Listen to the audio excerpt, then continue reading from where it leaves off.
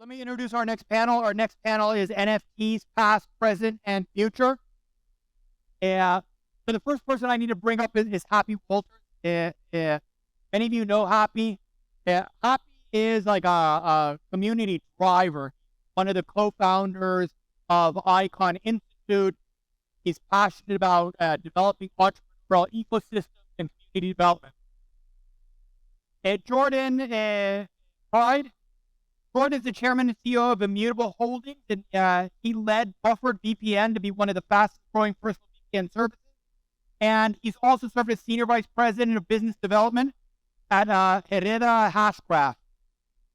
Todd Kramer, come on up as well. Todd Kramer handles artist relations for Gallery of Digital Art, is a contemporary artist manager, and he's the owner of Ross Kramer Gallery and involved in multiple Web3 projects. And finally, we have Flex Chapman. By the way, what a good name to have, Flex. That's such a good way to introduce yourself. My name is Flex. Flex Chapman is co-creator of Krause House, a community of basketball fans on a mission to collectively own and operate an NBA franchise as a DAO. He's a software engineer, product designer, and just that introduction, collectively own an NBA franchise, that's interesting. So with that said, Happy, get away. Thank you. A round of applause, please. Welcome. So I know NFTs are somewhat intimidating to some people. Just by a show of hands, who's around, who has heard of an NFT? Who knows what an NFT is? Okay. Just to give you an idea, the NFT marketplace right now is about $11.5 billion, pretty small. The number of wallets today that are being created for NFTs is proportionally equal to the number of people that were connected to the internet in 1993.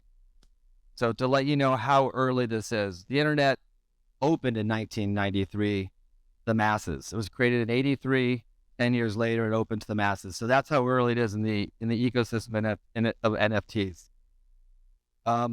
So what I thought I'd do here, have the guys tell you a little bit about themselves for a minute, and then we can get into some discussion. So I'll start with Todd. Hey guys, how's it going? My name is Todd Kramer. Thank you for having me here. I'm the owner of a few galleries called Ross Kramer Gallery. We have a location in Manhattan, East Hampton, and we're currently building in Miami in Sunset Harbor, which will open hopefully in April. Outside of that, I'm a self-proclaimed NFT degen. I've been collecting NFTs, it seems like ages in the space, but probably for about 2 years. And launched a platform. I partnered with Pharrell Williams and a couple of other creators to launch what we call the Gallery of Digital Assets, or GODA for short. And what we're doing there is really trying to, bridge the gap between Web 2 and Web 3, but also bridge the gap between Web 3 and Web 2 and kind of cross-pollinate both together and onboard, new creators to the space. I'm Jordan Freed. Happy told me to keep it short. So before this, I founded a layer 1 blockchain protocol called Hedera Hashgraph with some partners. It's got a coin called HBAR, which has done pretty well in the market. And right now I operate a holding company here in Puerto Rico called Immutable Holdings, where we are building NFT.com, which will be a user-controlled ecosystem and marketplace for NFTs. I believe we're the only ones in Puerto Rico building an NFT marketplace, but I could be wrong. I go by Flex. I am the co-creator of the Krause House, longtime software engineer, played basketball my whole life, brief stint in college as well. Really, we kind of operate under this main thesis that we think tapping into the potential energy of fans and the fan base and increase the value of franchises, not just within in the NBA, but all over the world as well. So, yeah, excited to chat with you guys. Okay, but Todd was an energy trader to begin with. Jordan's a serial entrepreneur. He played basketball in college and became a software engineer. Super interesting backgrounds. And what kind of it all brings together is these guys have all been drawn to this new ecosystem from all the different walks of life, you know. So to start off, what is an NFT and what makes it valuable? I'll let Jordan talk about that. So actually, NFT is a term. It's a word in the dictionary. So I looked up the definition real quick. It's a pretty big deal that NFTs are in the dictionary. Merriam-Webster describes it as a unique digital identifier that can't be changed. But practically speaking, if you want to understand what a non-fungible token is, you have to understand what fungible is. So the US dollar is fungible. If I give Ricky in the audience here $1 and he gives me $1, we both still have $1. But things that are non-fungible is if Todd sells the Mona Lisa or a rare work of art, only one person has that, or only one person can have a passport or an identity credential.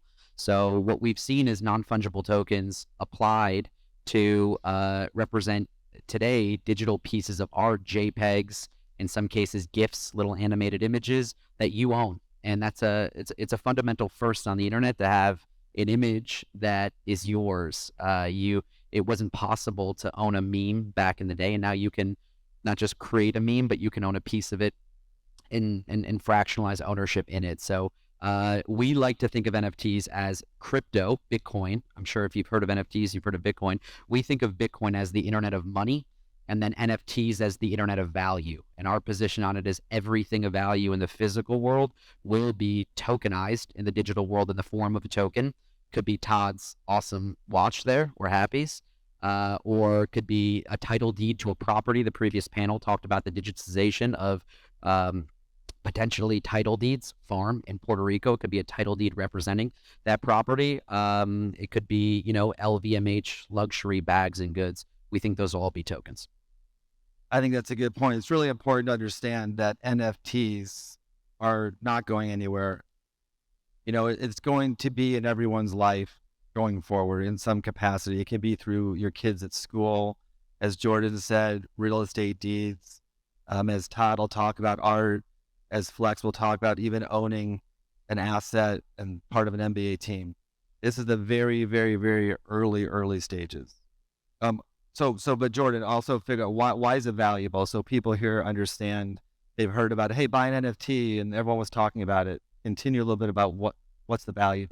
Yeah, I think the societal trend that we have to recognize is all of us make decisions based on memes. Yesterday was election day on the mainland, and people vote based on a meme, right? One guy wants to make America great again. One guy wants to build back better. Barack Obama was "Si se puede," yes we can, right? We make decisions. Why do you buy a pair of Nike shoes? Just do it. Why do you buy Bitcoin? It's digital gold. That was, by the way, not what the Bitcoin white paper said. It was supposed to be a global peer-to-peer currency, but people buy it because a meme caught on that it's digital gold. And that's become quite catchy. With NFTs, we've actually seen it's the first time in human culture that someone can create something that goes viral, and all of us can make money when that happens. So who here has seen a picture of the monkeys, the Bored Apes? Bored Ape Yacht Club, these are tokenized monkeys. Some of them at the peak sold for what, Todd? Tens of millions of dollars? Millions of dollars? Yeah, millions of dollars. Eminem bought one for close to $1 million. Why was this relevant? Well, if you bought a Bored Ape early, like Todd did, you made money as Eminem made it his profile picture, as Steph Curry in the NBA was winning an NBA championship while having a Bored Ape as his profile picture, while DJ Khaled and Mark Cuban and all of these famous people, Post Malone, had it as their profile picture. As the meme goes viral, we can now make money, which was very different than, the early 90s where the I Can Has Cheeseburger Cats and the, David After Dentist video goes viral. Typically only one person made money on the meme or got an influencer deal. So I think the significance of this is we can now, the blockchain gave us this global distributed ledger where we can have a global list of accounts that says Happy has this much, Todd has this much, Flex has this much, Jordan has this much. And we can all see that. With NFTs, we can now have property rights and ownership on the internet and have that be easily transferable. You'll be able to transfer a property in Puerto Rico through a smart contract, theoretically, in a matter of seconds. Where today that could take you, I don't know, where's our lawyers? Puerto Rico, it takes forever. How long does it take, Raul and Roberto? 90 days or something to get a title deed or It's not. It'll be instantaneously. Yes, it'll be instantaneous. Right. So all the lawyers that do closings, Get it while it's good. So guys, if anybody wants to add to that, or you good? I think Jordan nailed it. I think a lot of times what I try to do when explaining to this very complex and ever-changing ecosystem is kind of draw comparisons to the real world. And I think NFTs are essentially digital objects. And as painfully generic as that sounds, I think you can kind of see the impact of the same thing that a contract did for the analog world. You're seeing NFTs do for the digital world, which has not been done yet, despite the internet being around since, as Happy mentioned, 1993. This is a new way to kind of source and publicly see digital attribution, which has a huge impact on just about every industry you can possibly imagine, including the almost unquantifiable domain of IP that lives on the internet. So if you're any way bullish on us becoming more digitally native as a society, and NFTs are a huge cornerstone of that movement. I was just going to piggyback and say, you know, digital identity is becoming something that's really important. You know, people are treating their avatars or their digital presence now as, you know, in some cases with more value than they would physically. Some people like to walk around and flex with a watch or a specific car. You know, there's people now, their digital identity is based on the avatar that they're currently showing, or all the NFTs that are in their wallet, you know, that they're now showing virtually. And I just think that as people start to kind of live both in the analog world and digitally, we're going to see more of this digital objects, you know, as you said, like, you know, carrying value in the future. And Todd, specifically, you own galleries, you represent big contemporary artists, you partner with Krause and Pharrell Williams, who's a well-known entertainer. You know, what's the future of digital art collectibles, and how do artists view those now? People here are used to hanging art on the wall, right? This is not going to be that. So can you kind of talk a little bit about that, other than the digital screens that you can then start using? Yeah, I mean, we could talk for hours on this topic also, but, you know, I think that when you look at, you know, NFTs from like a traditional standpoint, there's a few things that kind of stand out to me. One is, you know, creator royalty is embedded in smart contracts. So every time there's a transaction, you know, the original creator receives a small percentage of royalty in perpetuity. In the traditional space right now, an artist might sell a painting for, you know, $100,000 to a collector who sells it at auction for $1 million, you know, 3 years later. That artist, you know, never receives an ounce of royalty off of that resale. So I think from that standpoint, you know, that's something that's going to be interesting, but I do think the traditional space is kind of putting up some walls to accept that.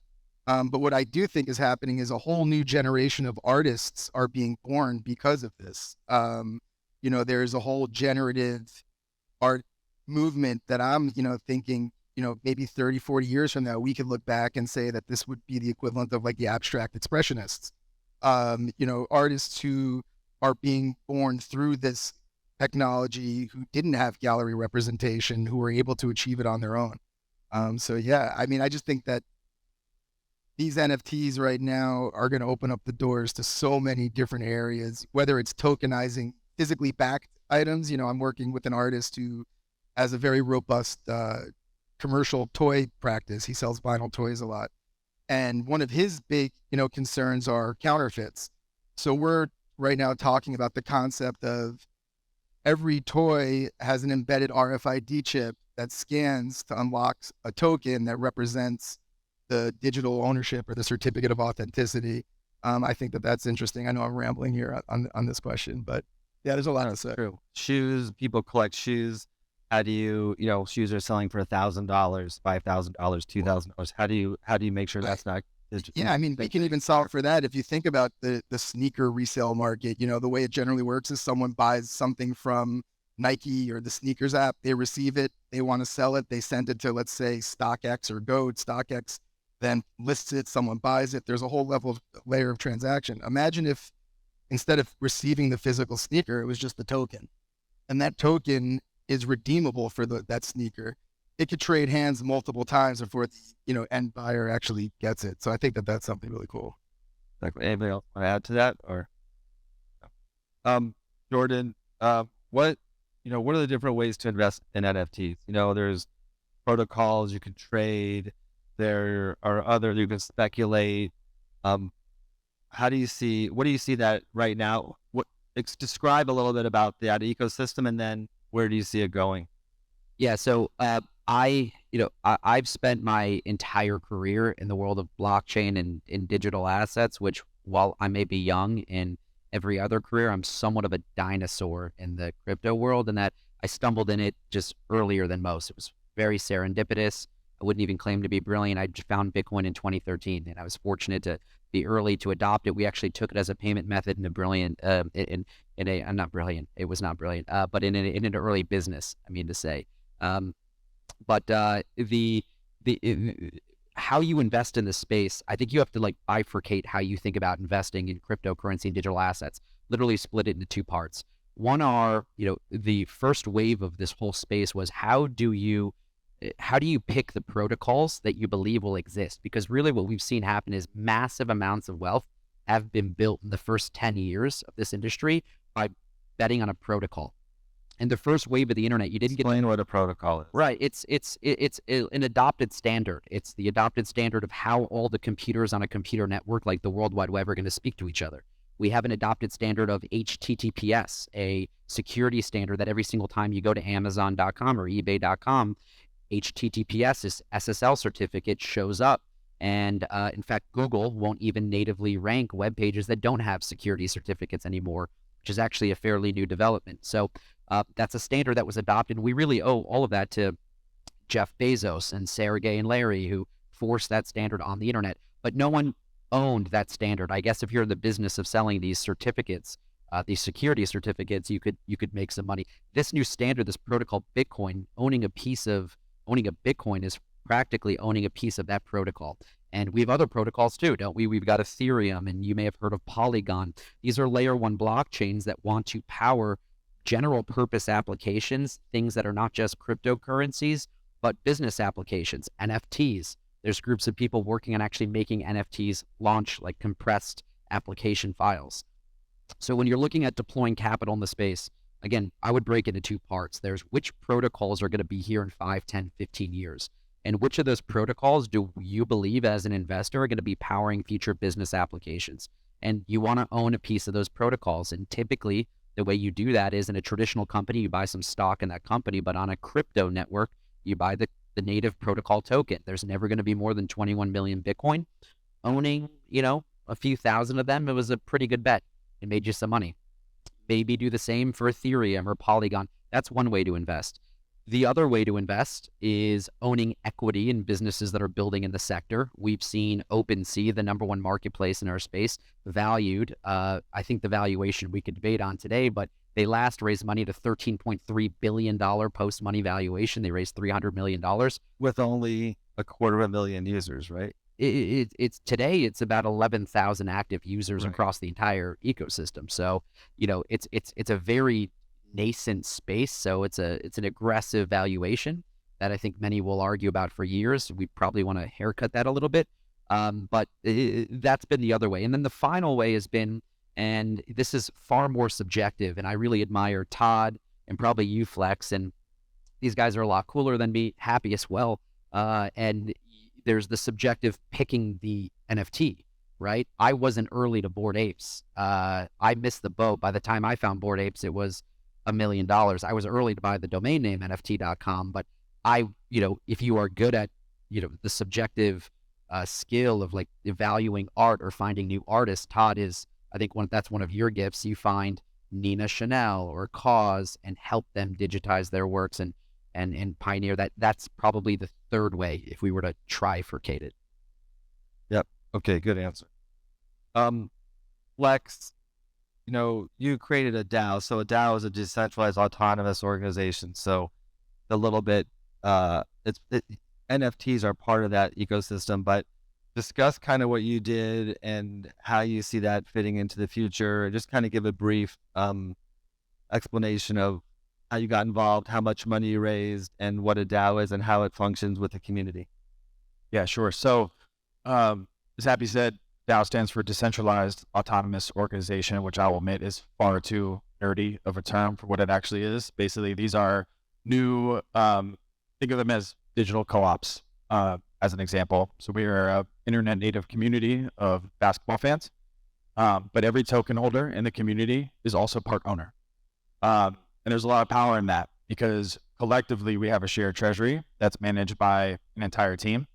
And everyone can put forth a proposal to use the funds as they choose, and they are voted on democratically.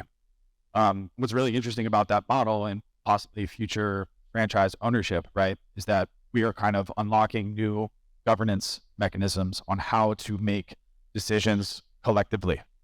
And then hopefully that translates into, how do we get new sponsorships for stadiums? How do we pick general management of players and coaches or make drafts, right? And so we actually take this governance piece very seriously, because we hope that that will ultimately lead to running a sports organization more efficiently. What's also really interesting about DAOs is that they're very much bottom-up community driven. So when we launched our NFT sale, which granted access to our community, and those who participated also received tokens in return, we raised the equivalent of about $5 million pretty quickly, I think within the matter of like 48 hours. And all that money goes to paying contributors to discover this.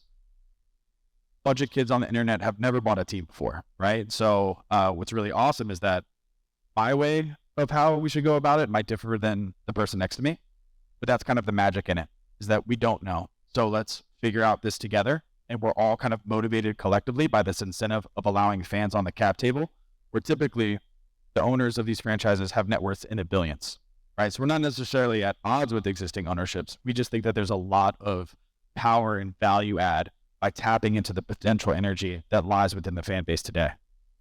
Yeah, the interesting thing about what Lex did, and he and I have had conversations with NBA owners, you think it's a bunch of young kids that are fans buying the tokens because they want to be part of owning a team, but they're executives at Apple and Oracle and quant guys, and they all want to be part of just being involved. So one guy's going to help an ownership group, statistically finding the right player. One guy's a graphic artist. I mean, so his community of 3,000-4,000 people are super, super well educated and really want to contribute for nothing just because they want to be part of it. So for an owner of an NBA team, they sell the DAO 1%, and they say, hey, you can design our tickets, you can help with our scouting. It's just this whole group of community, and it's worldwide. You have a lot in China, the Philippines, all over. So that is interesting. It could be interesting to a business also, and it's set up so that the community help governs.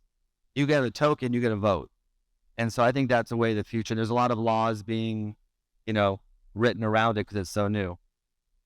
100%. Yeah, and I think that's what gives, I think, the community a lot of inertia, right? Is that, as Happy mentioned, you can have, for all things being equal, a really successful career. Like one of our top contributors sold his tech company for over $100 million and cannot afford to be even a minority owner on an NBA team.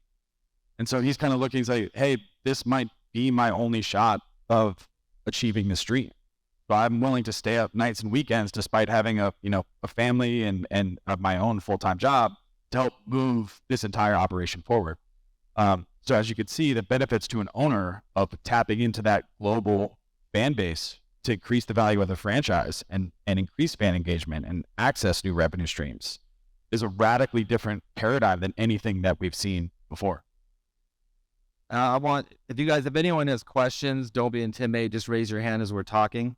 Oh, of course, my favorite person is Steve Wiggins. The mic right there, Steve.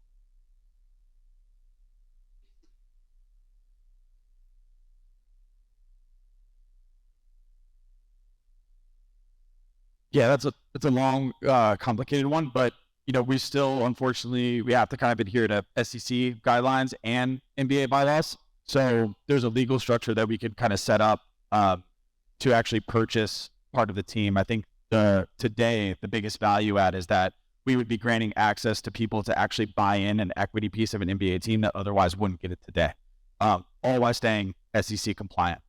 But I think, without going too deep down a rabbit hole, I think what's really interesting about Web3 is that you're forced to kind of rethink what ownership actually means. And we kind of divide it into three sections, right? There's equity, there's access, and there's governance. Someone who in our community who might not necessarily be accredited or have access to or have the means to have an equity piece, we can dial up some of those other portions too. So access might be beating players or getting discounted tickets to games, or governance, as Happy mentioned before, designing tickets, designing the city edition jerseys that they launch every year, or voting on what the stadium should be. All that stuff is really, really compelling to your average NBA fan. And so there's other benefits other than pure equity that I think the community is involved with. But there's still rules that we kind of have to adhere by. Yep. And like Steve, for example, there's a big music project people are working on buying a catalog of a artist was really popular who passed away from his family through a DAO. So it might be $100 million purchase. You raise money to the community of fans, the DAO, and then you control, or the governance and the community control the licensing of that music when it goes to movies or TV shows, and they vote on it. And then they're also pushing it. So there are a lot of different uses that are kind of starting to form.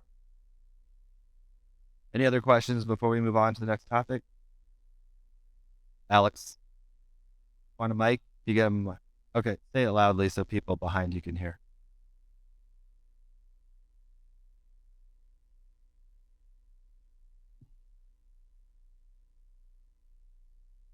That obviously Facebook, the metaverse. I mean, do you see these big centralized tech companies driving adoption, or do you see more of a bottom-up approach where crypto and disruption innovation are pushing NFTs to mass adoption? I mean, I can start with that. I think there's several things you can point to. There's several things we can point to, right? One is why did PayPal become such a dominant payment model, right? They had a partner in eBay that sort of made it the preferred way to pay a power seller in that particular ecosystem. I think that what we're seeing from an NFT adoption perspective, Reddit's quite a popular platform, an online message board and a forum. They were able to compel 3 million of their users to purchase what they call collectible avatars, but are effectively NFTs on the Polygon blockchain. And that was like 2 weeks ago. That was a couple weeks ago. Yeah. So, and that's, I would look for established people with users. If you can control the user, whether you're like a crypto marketplace or a Web2 centralized platform, obviously you're in I think you're in a better place to guide the user on their user journey. So I would expect more adoption of NFTs to come there. With regards to like the metaverse though, and what we talk about, I'd offer up a different definition, maybe somewhat contrarian to what everyone in the market calls the metaverse. I don't believe it's a destination. I think that what is happening in real time is a societal trend that we are spending more time connected to each other than ever before. We are connected on our watches. If you wear an Apple Watch, you're connected on your phones, on iPads, on laptops, and now we've got other devices, browser-based, massive multiplayer online role-playing games and Oculus headsets, and that's only going to increase. We are buying digital goods. It's not new. If you've ever purchased an in-app purchase on your iPhone, you've purchased a digital item, whether that's in a game. Maybe some of your kids have purchased virtual items in games. That's not changing. You will likely buy a shirt, not for your physical body, but for a digital avatar at some point in the future. So my definition of where I think metaverse is going is we will continue to spend more time online, and likely a different definition we should adopt is the metaverse is probably this dystopian point where our digital lives become more valuable than our in real life lives, where you spend more money on a shirt or a handbag or a dope pair of shoes in a virtual environment than on the shoes you wear in real life. Anybody else? Todd?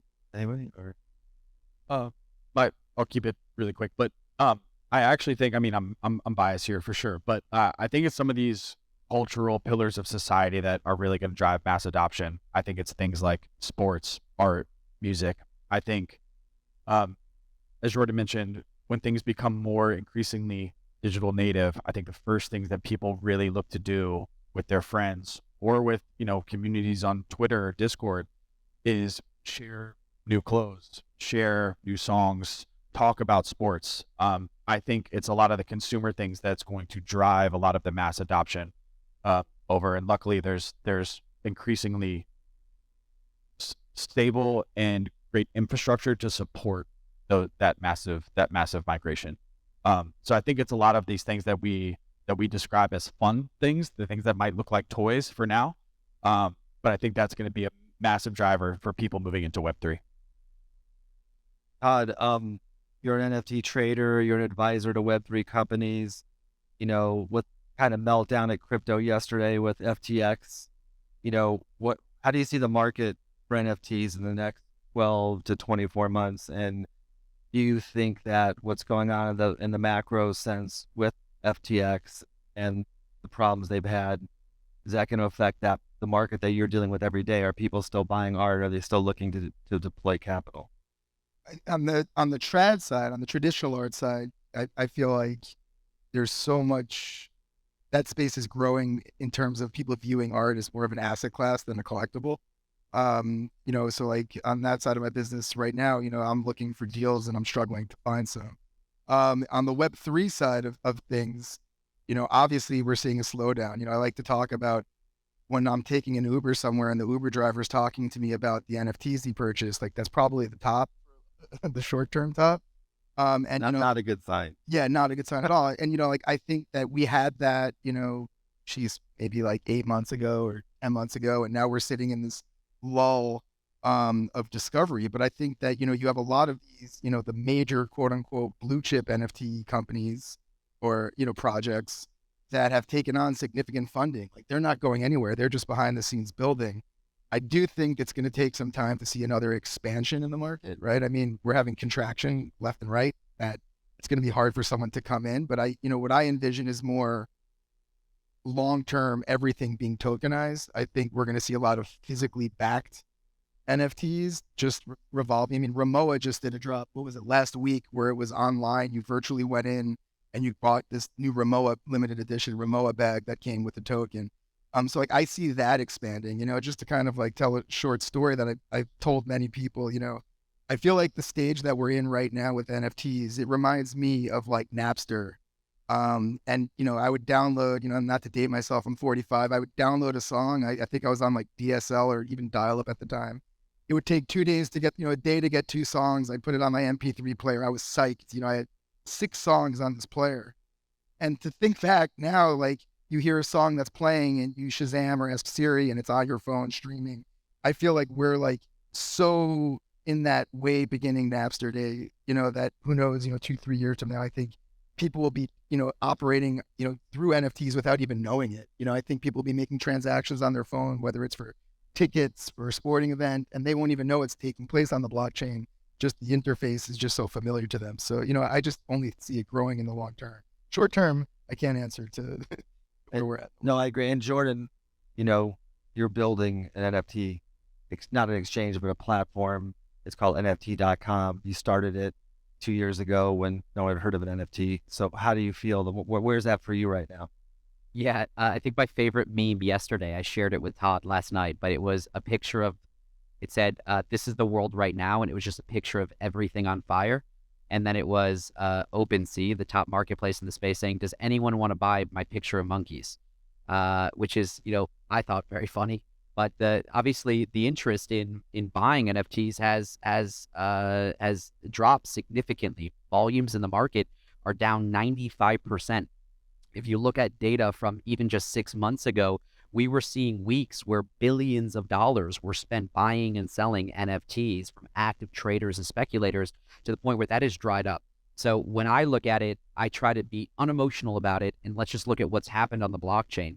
And I think some of us forget this, but in the word cryptocurrency is the word currency, and when you issue money, you need a monetary policy. A lot of these kids have issued money, and I think what we saw yesterday with FTX, just to comment on it quickly, was a form of money that was issued, FTT, effectively a loyalty token for the world's second largest cryptocurrency marketplace, was apparently over collateralized and then collapsed. Yesterday it collapsed about 80, I think it lost 85% of its value. Yeah, he went from 16 billion to worth Sure. 500 Right. He's a 900 millionaire. Right. He's not a billionaire anymore.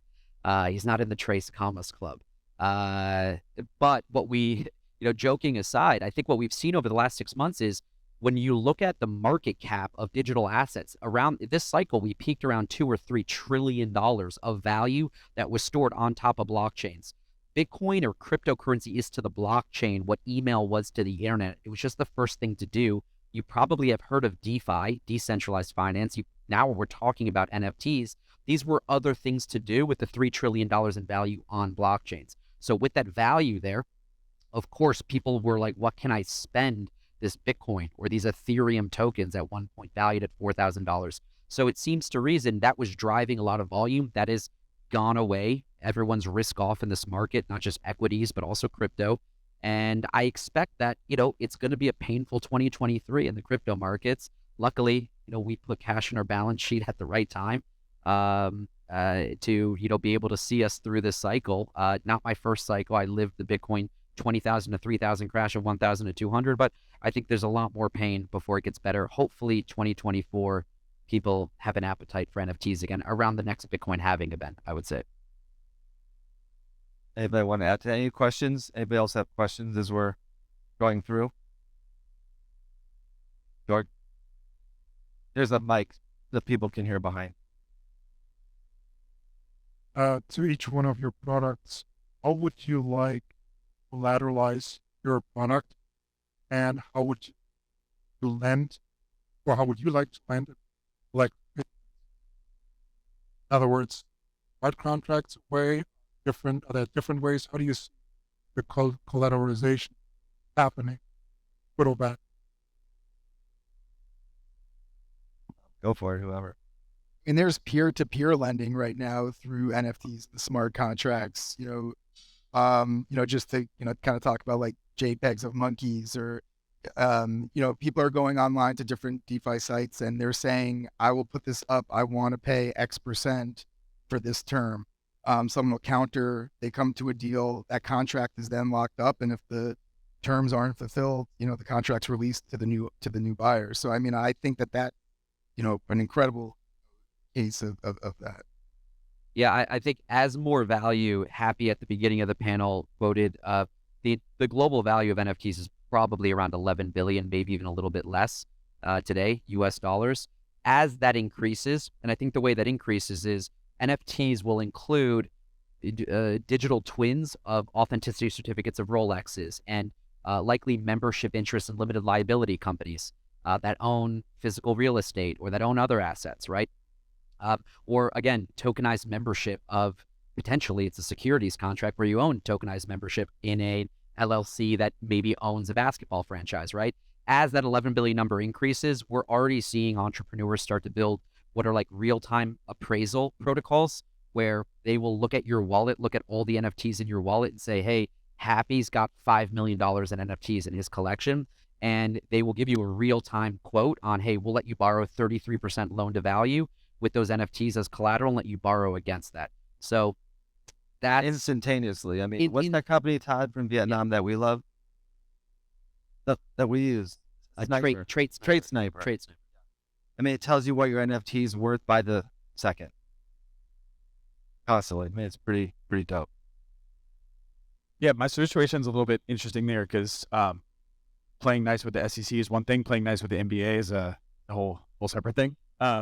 So I don't know about collateralization. I think one thing that I'm really interested in is this concept of that exists in DeFi, which is staking, right? Like, how do you separate people who are going to be committed for longer term and willing to kind of stake their tokens and show that, either stake them to a protocol, and then not necessarily earning financial rewards from them, but earning social rewards. So being committed to a team for long term and proving add value through contribution. Can you earn discounted tickets or merchandise by doing something like that? And I think that mechanism doesn't exist today, which I think is also kind of uniquely Web3 and kind of interesting that an owner would like. Collateralization might take a little bit longer with this particular asset, but it's a good question. Any other questions? Hold on, I couldn't hear you. Just You answered it in part. I was going to comment earlier that it seemed like you were blending tool aspect in NFT. And I think we'd all agree that that's here to stay. Digital proof of ownership of something, the tremendous tool for that, with kind of the Beanie Baby style increased value of just an NFT on its own with expected value to grow. When you talk about now then investing in NFTs, it feels more like, what exactly are you going to invest in? Because if you keep going with the tool aspect, it's like saying that the deed to the house is what has value. It's a better deed than what we have. It's proof of authenticity of a Rolex, but it's still just a better piece of proof. So apart from the potential for artists that may have something very unique, and that's a niche in terms of what it is, I can't see what you're suggesting to invest in at the moment, other than maybe the technology to enable companies to provide NFTs as proof of authenticity for their very real world products. Yeah, so just quickly, I unless you're Todd or like Flex or Happy, who I think are like, you guys are pretty good at picking what the good NFT art would be. I don't trust myself to deploy capital to be like, that picture of a monkey is better than that picture of a monkey. That's not who I am, right? And I actually asked Todd, I'm like, hey Todd, which Bored Ape should I buy, or like which CryptoPunk should I buy? And I'll defer to the experts on that, and they're really good at it, and they've made lots of money doing that. I think the real opportunity is on the protocol side.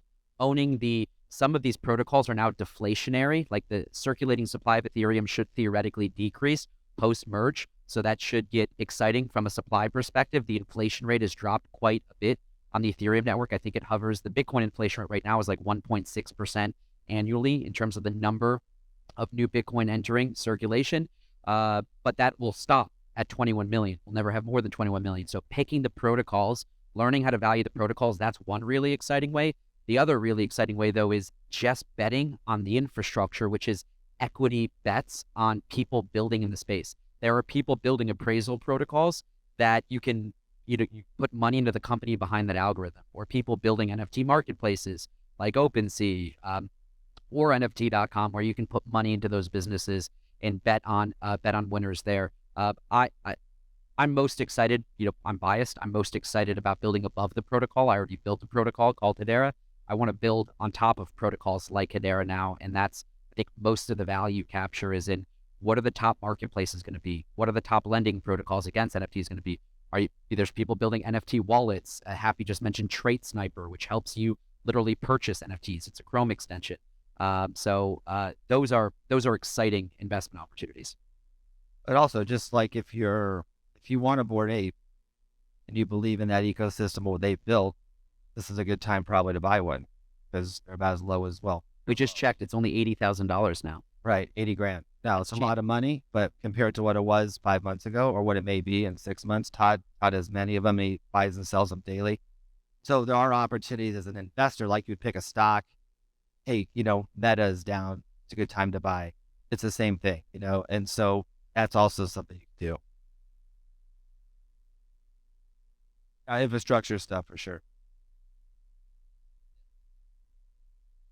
Yeah. Any other questions?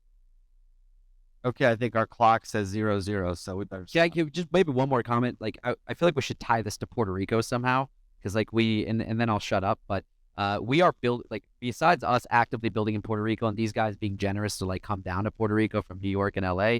Happy, obviously you live here. We share an office together. I actually do think that this is a conference about innovation in Puerto Rico. We had the governor speak here. I thought the panel just before us on land opportunity and sustainable agriculture is somewhat very relevant here. I think Puerto Rico's opportunity is the growth in the sector, for some reason, due to regulatory ambiguity in the United States, is leaving the U.S. Binance is headquartered in Dubai, likely with a multi-holding company. Some of the top crypto entrepreneurs are outside the U.S. I think that Puerto Rico's opportunity is I've noticed that the people who are moving here, I've only lived here for 3 years, is that we are attracting very talented individuals who have somehow opted out of, whatever regulation or taxation or whatever life was like where they came from and are coming here. And Puerto Rico's opportunity, I think, is to embrace this technology, to be progressive when it comes to, I forget your question to the panel previously, the Blockchain Association. It's to be first to digitize Puerto Rican title deeds. It's to be first to create some notion of a Puerto Rican voter registration that we can prove is true on the blockchain, so there is no voter fraud here. My hope is that us as part of this community, we can see some of that change happen on this island, and that Puerto Rico, we're a lot smaller. It's a collective action problem for 300 million people on the mainland, but we're 3.5 million people here. We've got such an amazing opportunity to embrace that. So if that is interesting and you can help the Blockchain Association with those initiatives, or we can get involved, my interest in being here is I'd love to see Puerto Rico first, Puerto Rico adopt this. I think that's a tremendous opportunity that I hope this island doesn't miss. Great. Well said. Good point to stop on. Excellent. Thanks, guys.